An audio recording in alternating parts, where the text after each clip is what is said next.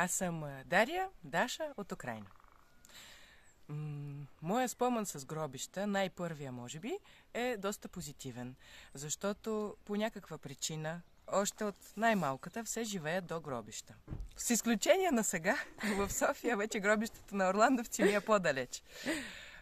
И в Киев, първо в един апартамент той ни гледаше точно към гробищата, после в един друг пак не беше далеч. И всъщност в първи или втори клас една учителка ни даде задача: нарисувайте вашите сънища. И аз бях единствата в класа, която нарисува гробища. И нали всички пеперутки, цветя, шарени неща, при мен гробища. Обаче не е нещо негативно. Аз наистина сънувах как вървя между плочите и има някакви хора, може би духове, не знам, и с които си спирам, говоря си. Нищо страшно.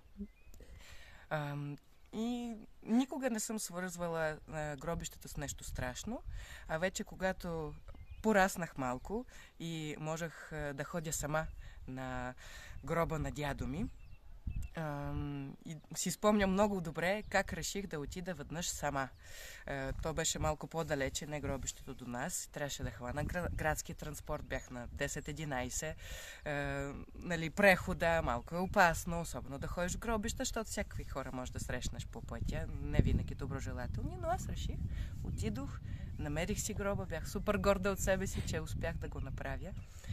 И изобщо всеки път, когато съм в Украйна, гледам да отида, да си намеря гроба на дядо ми, вече и на баба ми, и го свързвам с нещо позитивно.